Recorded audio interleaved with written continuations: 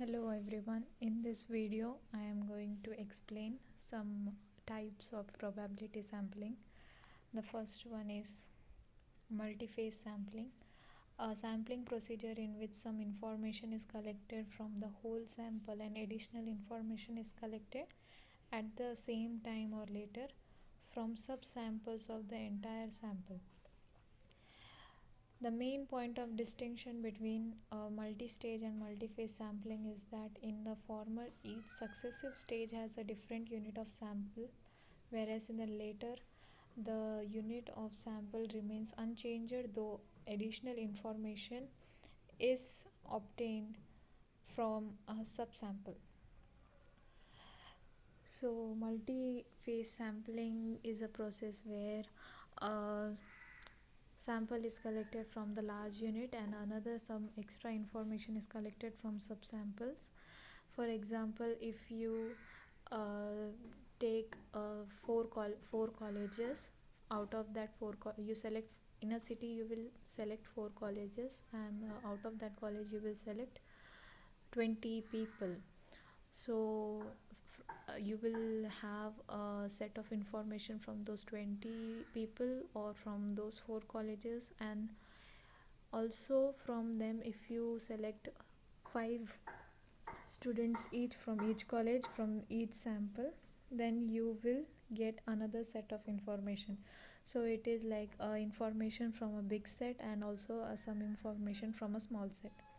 So what are the advantages of multi-phase sampling? It is less expensive, it is less laborious, more purposeful. Difference and similarities of multi-phase and multi-stage sampling. Multi-phase sampling is quite different from multi-stage sampling despite the similarities is same.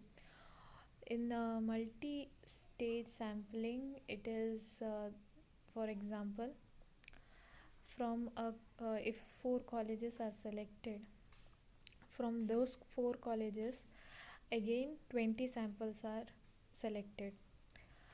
From those 20 samples the data is collected and it is final, so it does not have any subsamples collection process. So although multi-phase sampling also involves taking 2 or more samples, in multi-phase sampling all samples are drawn from the same frame and at each phase the units are structurally the same. However, as with the multi-stage sampling, the more phases used, the more complex the sample design and estimation will become. Replicated sampling.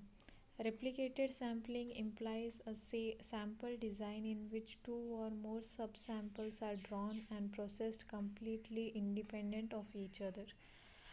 It was first introduced by Mahalanobis in 1936, who used the term interpenetrating subsamples. So in this, replicated sampling implies a sample design in which 2 or more subsamples are used, that means data from the subsamples are used, are drawn, and these subsamples are completely independent from each other. In replicated sampling, several random subsamples are selected from the population instead of one full sample.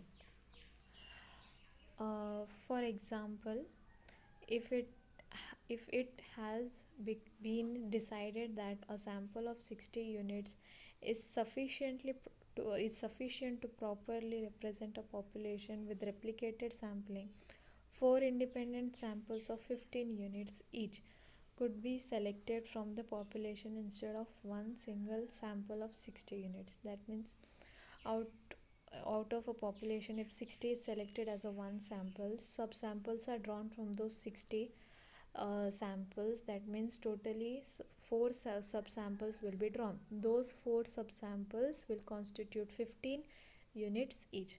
So these 4 units are actually independent from each other. Next is master sampling. A master sample is one from which repeated subsamples can be taken as and when required from the same area of population. This was first used in United States when the US master sample of agriculture was taken. In this sampling, the rural area of over 3,000 US countries was divided into segments of about 4 farms each. So, master samples are those information from the subsamples or samples which can be used in more than one survey. So, it is not biased with one survey. The crucial point to note in respect of master sample is that the actual sample for each new survey is not selected directly from the entire population but from a frame of segments and dwellings that was selected earlier from the entire population. Thank you.